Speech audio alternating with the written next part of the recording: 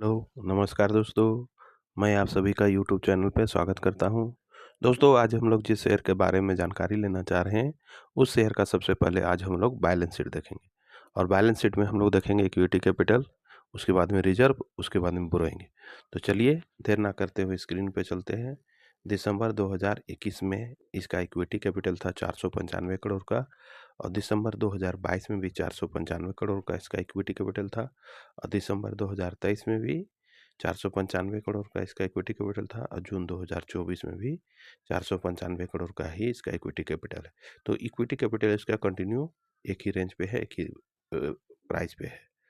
अब दिसंबर 2021 में इसका रिजर्व है 1151 करोड़ का इसका रिजर्व है, और दिसंबर 2022 में 1391 करोड़ का हो गया, और वहाँ से बढ़कर दिसंबर 2023 में 1627 करोड़ का इसका रिजर्व हो गया, और जून 2024 में देखिएगा तो 1639 करोड़ का इसका रिजर्व हो गया। तो रिजर्व दोस्तों कंटिन्यू साल दर साल बढ़ते ही जा रहा है। वहीं इसका बोरोइंग की बात किया जाए तो दिसंबर 2021 में इसका बोरोइंग था 7 करोड़ का, वहाँ से बढ़कर दिसंबर 2022 में 50 करोड़ हो गया, और वहाँ से भी बढ़कर दिसंबर 2023 में 77 करोड़ का हो गया इसका बोरोइंग, और जून 2024 में देखिएगा तो 77 थोड़ा सा घटकर 73 करोड़ पे इसका बोरोइंग हो गया। तो जून 2024 में अगर देखिएगा तो इसका रिजर्व है 1639 करोड़ का, और बोरोइंग है 73 करोड़ का। तो जब चाहे तब अपना बोरोइंग को ख़त्म कर सकता है कंपनी, और जब चाहे तब अपना रिजर्व को अपना क्या बोले कर्जा को हटा सकता है। तो अब चलिए आगे का प्रोसेस हम लोग देखते हैं। आगे का प्रोसेस हम लोग देखेंगे। तो दोस्तों हम लोग आगे हैं प्रॉफिट एंड लॉस पे। यहाँ हम लोग सेल्स देखेंगे और नेट प्रॉफिट देखेंगे।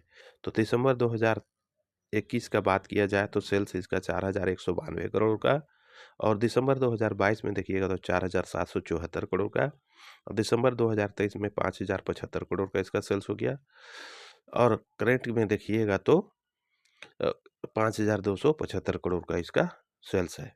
अब वहीं इसका नेट प्रॉफिट देखिएगा तो इसका नेट प्रॉफिट है दिसंबर 2021 में देखिएगा तो इसका नेट प्रॉफिट है 758 करोड़ का इसका नेट प्रॉफिट है, और दिसंबर 2022 में देखिएगा तो 815 करोड़ का इसका नेट प्रॉफिट है, और दिसंबर 2023 में देखिएगा तो 864 करोड़ का इसका नेट प्रॉफिट है, और करंट देखिएगा तो 898 करोड़ का इसका नेट प्रॉफिट है।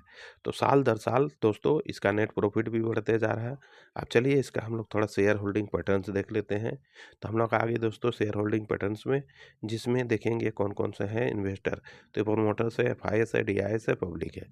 तो दिसंबर 2023 में प्रमोटर्स का होल्डिंग है 51% का, मार्च 2024 में भी 51% का है, जून 2024 में भी 51% का है, और सितंबर 2024 का भी देखिएगा तो 51 करोड़ का इसका 51% का ही होल्डिंग है। वहीं अगर एफआईएस का होल्डिंग देखिएगा तो एफआईएस का होल्डिंग है दिसंबर 2023 में 10.38% का, थोड़ा सा घटकर मार्च 2024 में देखिएगा तो 9.51% का हो गया, और जून 2024 में देखिएगा तो 9.98% का होल्डिंग है, और सितंबर 2024 की बात किया जाए तो 10.05% का होल्डिंग है। वहीं डीआईएस का होल्डिंग देखिएगा तो 15.92% का होल्डिंग है डीआईएस का, मार्च 2024 में वहाँ से बढ़कर 16.37% का होल्डिंग हो गया, और जून 2024 में देखिएगा तो 16.11% का होल्डिंग है, थोड़ा सा यहाँ कम हुआ है, और सितंबर 2024 में भी 1% का लगभग कम हुआ है। सितंबर 2024 की बात किया जाए तो 15.19% का होल्डिंग है डीआईएस का। वहीं पब्लिक का होल्डिंग देखिएगा तो दिसंबर 2023 में 22.70% का होल्डिंग है पब्लिक का, और मार्च 2024 में 23.11% का होल्डिंग है पब्लिक का, और जून 2024 की बात किया जाए तो 22.90% का होल्डिंग है पब्लिक का, और सितंबर 2024 में देखिएगा तो 23.77% का होल्डिंग है पब्लिक का। तो चलिए दोस्तों आगे का प्रोसेस हम लोग देखते हैं कि क्या नाम है, कितना पे ट्रेड कर रहा है, और वगैरह वगैरह इसका चार्ट वगैरह सब हम लोग देखते हैं। तो दोस्तों हम लोग आगे हैं स्क्रीन पे। जिस शेयर का भी हम लोग देखें equity capital, reserve, borrowing, sales, net profit और शेयर होल्डिंग पैटर्न देखें, उस शेयर का नाम है दोस्तों कैस्ट्रॉल इंडिया लिमिटेड। फिर से एक बार बोल रहा हूँ, ध्यान से सुन लीजिए। कैस्ट्रॉल इंडिया लिमिटेड, जिसका करंट मार्केट प्राइस है 206 रुपया 63 पैसा। ये 8 नवंबर 3:19 का समय दिखा रहा है। आप परसेंटेज की बात किया जाए तो -2.14% का नेगेटिव रिटर्न है। और ये एक दिन का चार्ट का था। पहले यह लाइनअप पे ओपनिंग हुआ, फिर डाउन हो गया, फिर ऊपर चला गया, फिर नीचे आया, फिर धीरे-धीरे करके वोलेटाइल होते हुए बहुत नीचे चला गया और एक समय यह बहुत नीचे चला गया था। फिर थोड़ा-सा अपने आप को सँभाला और फिर एक ही रेंज पे ट्रेड कर रहा है। अब परसेंटेज तो बता ही दिए, -2.14% का नेगेटिव रिटर्न है। और 5 दिन की बात किया जाए तो पहले यह थोड़ा-सा ऊपर था, फिर धीरे-धीरे करके वोलेटाइल होते हुए नीचे आया और वहाँ से फिर धीरे-धीरे करके ऊपर गया और एक समय आके चोटी पे चला गया, लेकिन वहाँ ज़्यादा देर रुक नहीं सका और धीरे वोलेटाइल होते हुए नीचे फिर डाउन की ट्रेंड पकड़ के नीचे आ गया। अब परसेंटेज की बात किया जाए तो -2.30% का नेगेटिव रिटर्न है।